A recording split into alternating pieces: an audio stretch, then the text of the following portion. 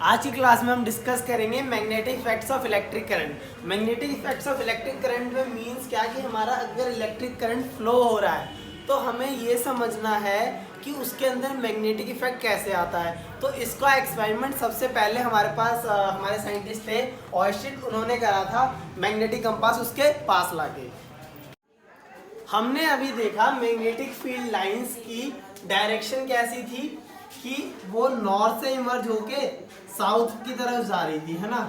ऐसी कुछ डायरेक्शन हमने देखी थी। ठीक, जैसे मेरा हैंड मूव कर रहा है वैसे ही तुम डायरेक्शन समझ सकते हो। ठीक, तो दोनों चीज़ें सेम होती है, थोड़ा तुम्हें साइज अलग लग रहा हो, है ना, तो वो चीज़ ध्यान में रखना। अब जितना यहाँ पर डेंस एरिया वैसा उतना ही यहाँ पर होगा, नॉर्थ टू साउथ और इसके अंदर साउथ टू नॉर्थ। ठीक, तो हमने एक साइन कन्वेंशन लिया कि मैग्नेटिक फील्ड लाइंस नॉर्थ से इमर्ज होके साउथ में जाते हैं, नॉर्थ टू साउथ जाती हैं आउटसाइड द मैग्नेट। ठीक, और inside the magnet south to north जा रही है। ये बात तो आसानी से समझ में आ रही होगी। ठीक, तो प्रॉपर्टी में पहला पॉइंट ये हो गया। सेकंड पॉइंट मैंने क्या देखा कि ये जो मैग्नेटिक फील्ड लाइंस है, जैसे अब तुम सिर्फ एक ही जो है एक ही यहाँ पर समझो। ठीक है, मान लो ये मैग्नेटिक फील्ड लाइन है, यहाँ पे गई नॉर्थ टू साउथ और अंदर ऐसे गई। इसका मीन्स ये देखो, नॉर्थ टू साउथ बाहर डायरेक्शन है, यहाँ नॉर्थ है साउथ है और अंदर साउथ टू नॉर्थ है, यानी कि मैग्नेटिक फील्ड लाइंस क्या बनाती है, क्लोज लूप्स बनाती है, क्लोज लूप्स। ठीक, तीसरा बात, इनकी डेंसिटी पोल्स पर ज्यादा होती है, पोल्स पे डेंसिटी हाई। ठीक, और जो यहाँ पर इक्वेटर है, एक इक्वेटर वर्ड भी होता है, इक्वेटर पे क्या होती है, लो। मतलब यहाँ पर मैग्नेटिक स्ट्रेंथ ज़्यादा होगी और यहाँ पर कम होगी, क्योंकि यहाँ पर मैग्नेटिक फील्ड लाइन ज़्यादा है। तो अगर कोई ऑब्जेक्ट या आयरन फिलिंग्स यहाँ आती हैं तो वो जल्दी अट्रैक्ट हो जाएगी। ठीक, ये सिंपल बात समझने वाली है। ठीक, इक्वेटर पे लो होती है।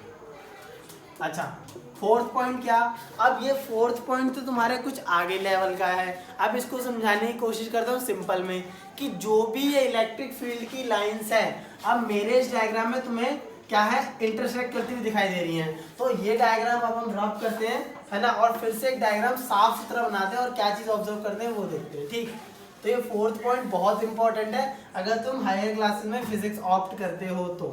ठीक, तो एक्चुअल में जो मैग्नेटिक फील्ड लाइंस है वो ऐसे क्लोज लूप्स बना रही है और ये एक दूसरे को कभी इंटरसेक्ट नहीं करती। ठीक है, तो अगर मेरी कभी कर गई हो तो तुम उसको एक्सक्लूड कर देना और दिमाग में क्या रखना है तुम लोगों को कि मैग्नेटिक फील्ड लाइंस जो है एक दूसरे से कभी इंटरसेक्ट नहीं करती, उनकी खुद की एक क्या होती है, लाइन होती है जो दूसरे से इंटरसेक्ट नहीं करेगी, है ना। तो हमेशा जो है एक लाइन हम अलग निकल रही होती है, इंटरसेक्ट नहीं करती।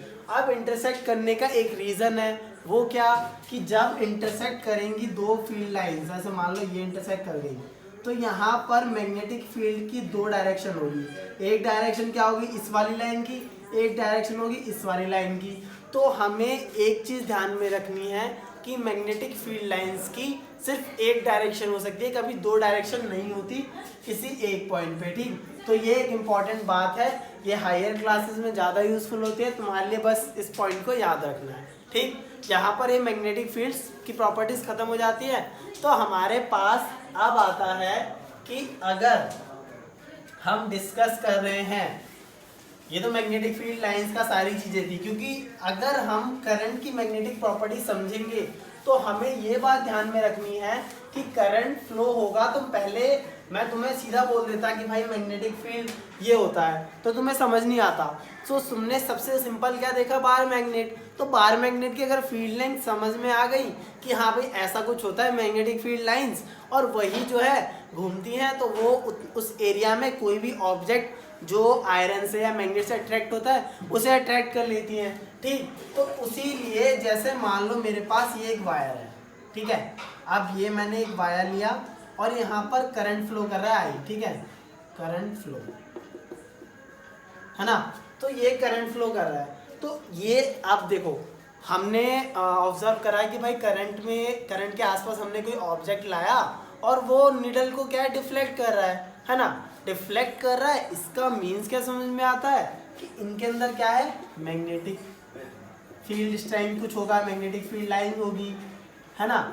तो बहुत सारे एक्सपेरिमेंट करे और ये देखा कि जो मैग्नेटिक फील्ड लाइंस है वो जो हमारा कंडक्टर है जिसमें से करंट फ्लो कर रहा है उसकी शेप पे डिपेंड करती है, ठीक है। शेप कैसे, अगर सर्कुलर हो तो मैग्नेटिक फील्ड लाइंस का शेप अलग होगा, अगर स्क्वायर हो तो मैग्नेटिक फील्ड लाइंस का जो तरीका वो अलग होगा, है ना। या फिर एक सोलेनॉइड कंसेप्ट होता है, उसे भी डिस्कस करेंगे, जैसे सोलेनॉइड होता है ना, ये भी देखेंगे अच्छे से। सोलेनॉइड एक अलग कंसेप्ट है, ठीक। तो ये सोलेनॉइड शेप हो गया, ये सर्कुलर हो गया, इसे सर्कुलर लूप कह सकते हो, ठीक। ये स्क्वायर हो गया, है ना। तो अलग अलग जो कंडक्टर है उनकी शेप अलग है, तो उसमें जो करंट फ्लो कर रहा है, जैसे इसमें मान लो करंट फ्लो कर रहा है ऐसे इस डायरेक्शन में, तो इसकी मैग्नेटिक फील्ड अलग है। एंड सेम कंसेप्ट इसमें सोलेनॉइड की भी जो है मैग्नेटिक फील्ड अलग है, ठीक। अच्छा, तो सबसे पहले हमने क्या लिया है, एक स्ट्रेट कंडक्टर, ठीक है, स्ट्रेट कंडक्टिंग वायर। सो अगर हमने एक वायर है, वायर में जब करंट ऐसे फ्लो कर रहा है तो इसकी जब डायरेक्शन देखी गई तो उसमें सर्कुलर लूप्स बनते हुए दिखाई देगी, ठीक है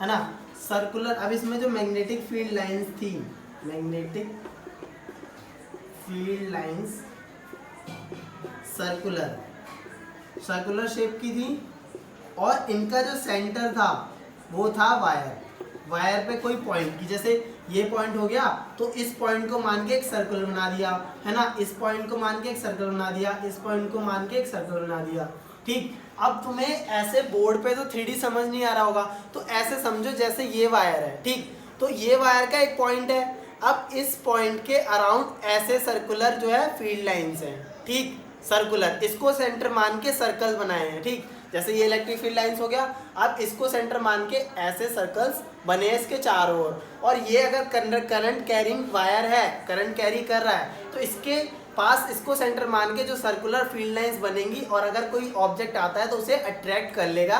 ये एक वायर है, इसके अंदर करंट फ्लो कर रहा है, ठीक। तो बोर्ड पे ऐसे समझ में आ रहा है, ठीक। अब मान लो इसे मैं ऐसे हॉरिजॉन्टल बनाऊं तो हॉरिजॉन्टल में शेप क्या हो जाएगा मैग्नेटिक फील्ड लाइंस का, है ना। ये तुम ये भी समझ सकते हो ऐसे कि ऐसा कुछ शेप आ रहा होगा, ठीक। एक और बात है, मैग्नेटिक फील्ड लाइंस एक दूसरे से इंटरसेक्ट नहीं कर रही होंगी, तो तुम ये ना समझना कि हाँ इंटरसेक्ट कर गई हैं। यहाँ बोर्ड पे दिखाने के लिए ऐसा लग रहा है, लेकिन जब 3D में जाओगे तो ऐसे बहुत सारे सर्कुलर जो है लाइन से लगे होंगे, ठीक। और सेंटर क्या होगा इनका, वायर,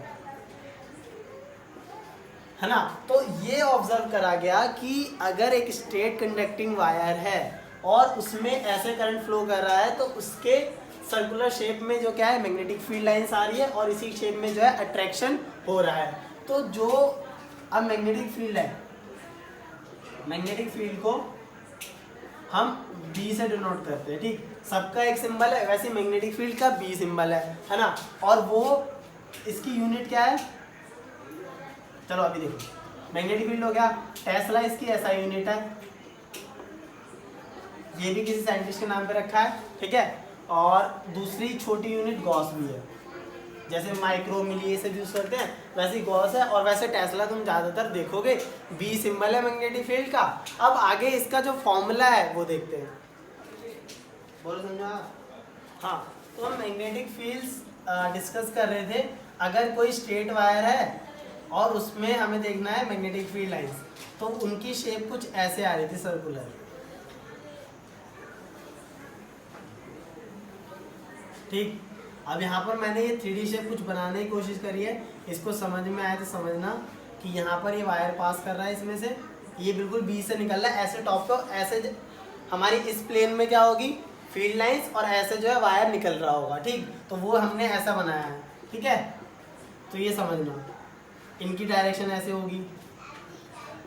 तो ये एक और चीज़ ऑब्जर्व की गई, आई करंट निकल रहा है कि जो मैग्नेटिक फील्ड है B से डिनोट करते हैं, ये प्रोपोर्शनल आ रहा था करंट के। इसका मीन्स क्या है कि जैसे जैसे मैंने मेरा जो वायर है उसमें करंट बढ़ाया, मैग्नेटिक फील्ड लाइंस की जो है जो स्ट्रेंथ है वो बढ़ गई, यानी कि या तो वो जल्दी अट्रैक्ट कर रहा होगा दूसरे ऑब्जेक्ट को या बहुत दूर तक भी अट्रैक्ट कर रहा होगा, यानी कि करंट बढ़ाने पर जो मेरी मैग्नेटिक फील्ड है वो बढ़ गया है।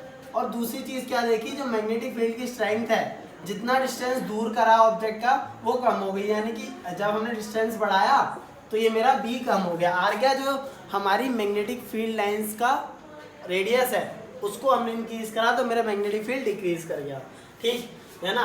तो ये चीज़ 2 पॉइंट ध्यान में रखनी है। किसके लिए है ये, magnetic field through a straight conducting wire, है ना। अब ये चाहे हॉरिजॉन्टल हो या वर्टिकल, ये चीज़ें तुम्हें ध्यान में रखनी है ना। तो इसके बाद पहला आता है कि Maxwell right hand thumb rule. अब इसमें बहुत सारे थंब रूल ये सब पढ़ने वाले हम लोग, ये तरीका होता है पता लगाने का, है ना। क्यों, क्योंकि देखो मैंने यहाँ पे एरो बना दिए ऐसे, सही बात है। अब मैं एरो चाहता तो ऐसे ही बना देता, तो तुम लोगों को तो समझ नहीं आएगा कि मैग्नेटिक फील्ड लाइंस क्या है। और हमने सबसे पहले यही पढ़ लिया कि मैग्नेटिक फील्ड लाइंस की डायरेक्शन नॉर्थ टू साउथ होती है बाहर मैग्नेट में। पर क्या यहाँ कुछ नॉर्थ साउथ दिख रहा है तुम्हें, नहीं दिख रहा। बाहर मैग्नेट के अंदर ही पोल्स होते हैं, ये तो करंट कैरिंग वायर है। पूरी इलेक्ट्रिसिटी चैप्टर पढ़ा है, कैसे नॉर्थ साउथ आ जाएगा, हमने तो नहीं देखा, ठीक। यानी कि अब ये मेरा वायर है स्ट्रेट कंडक्टिंग वायर, और इसमें ये आ रही है मैग्नेटिक फील्ड लाइंस। तो इनकी डायरेक्शन या तो ऐसे होगी, ये क्लॉकवाइज है या एंटी क्लॉकवाइज, हमें नहीं पता। तो इसको बताने के लिए हमारे पास है Maxwell's right hand thumb rule, ठीक। तो जैसे तुम्हारा राइट हैंड है, थंब रूल, इसका मीन्स क्या था। सबसे पहले हम एक हैंड बनाने की कोशिश करते हैं, राइट हैंड, है ना, बन गया। तो इसका मीन्स क्या था कि अगर करंट जा रहा है थंब की डायरेक्शन में, तो जो फील्ड लाइंस होंगी उसकी डायरेक्शन होगी ये उंगलियां, मैग्नेटिक फील्ड लाइंस, है ना। इसका मीन्स क्या कि अब तुम्हारे पास ये थंब है, राइट हैंड है, राइट हैंड।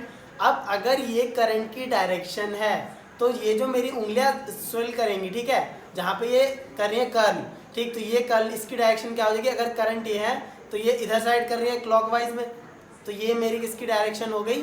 अब करंट की डायरेक्शन ऐसे है तो मेरी ये डायरेक्शन किसकी हो जाएगी, मैग्नेटिक फील्ड लाइंस की, ठीक है ना। और अगर मेरी डायरेक्शन ऐसे होती, मतलब करंट नीचे जा रहा है, तो अब तुम्हें दिख रहा है ये स्विल कर रही है इधर साइड, तो अब करंट की डायरेक्शन, जो मैग्नेटिक फील्ड की डायरेक्शन ये होती अगर करंट की डायरेक्शन डाउनवर्ड्स है, ठीक। तो ये चीज़ ध्यान में रखनी है कि ये करंट है, तो ये जो हमारा उंगलियां है इसकी डायरेक्शन क्या है, इसके जस्ट एंटी क्लॉकवाइज, ठीक। तो ये आगे डायरेक्शन, तो ये हमारे पास क्या हो गया, एंटी क्लॉकवाइज, है ना। और अगर अब इसको जस्ट उल्टा कर दो, अपोजिट, ऐसे डायरेक्शन जा रही है, तो यानी कि अब इस केस में तुम्हें क्या दिखेगा, ऐसे डायरेक्शन है तो मतलब इधर जा रही होगी, अब डायरेक्शन ये होगी यानी कि क्लॉकवाइज, है ना। तो अब यहाँ पर क्या है कि मैंने 2 डायरेक्शन दिए, तो डायरेक्शन मिटो दो। अब यहाँ समझने की कोशिश करो, है ना। तुम्हें नहीं पता डायरेक्शन क्या होगी, मैग्नेटिक फील्ड लाइंस अच्छे से ड्रॉ कर लो। अब डायरेक्शन देखो, करंट की मैंने यहाँ बनाई है, करंट की डायरेक्शन यहाँ बनाई है, इट मीन्स कि ये तो हमारा थंब हो गया करंट की डायरेक्शन, और जो उंगलियां है वो क्या होंगी, मैग्नेटिक फील्ड लाइंस की डायरेक्शन बताएंगी। अब वो ऐसे स्विल कर रही है, मतलब करंट जो है ऐसे जा रहा होगा, इस तरीके से एंटी क्लॉकवाइज। अब मैं ये प्लेन में बता रहा हूँ तो तुम्हें समझाने के लिए एंटी क्लॉकवाइज हो गया, यानी कि इसकी डायरेक्शन ऐसे होगी, सारी मैग्नेटिक फील्ड की डायरेक्शन ऐसे तरफ होगी, एंटी क्लॉकवाइज, ठीक है। क्योंकि क्लॉक तुम्हारी कैसे चलती है, क्लॉक तो ऐसे चलती है ना, ये क्लॉकवाइज, और ये ऐसे घूम रहा है तो ये एंटी क्लॉकवाइज, ठीक। सिंपल जो तुमने क्लॉक देखी है, डायरेक्शन का कंसेप्ट ये है, Maxwell right hand thumb rule, है ना। इसको हम यूज़ करेंगे अगर स्ट्रेट कंडक्टिंग वायर होगा, या फिर अगर करंट फ्लो कर रहा है तो उसमें अलग अलग चीज़ें देखेंगे, है ना। अब नेक्स्ट क्लास में हम डिस्कस करेंगे सर्कुलर लूप है तो उसमें मैग्नेटिक फील्ड की डायरेक्शन क्या होगी। अब ये इंट्रोडक्शन चैप्टर है, तो इस चैप्टर को रीडिंग करना पूरी एनसीईआरटी से, जहाँ तक मैंने पढ़ाया उसके आगे का एक कंसेप्ट पढ़ लेना, ताकि डाउट्स तुम्हारे साथ में हो। और वीडियो पसंद आए तो अपने सारे दोस्तों को शेयर भी कर देना। Thank you.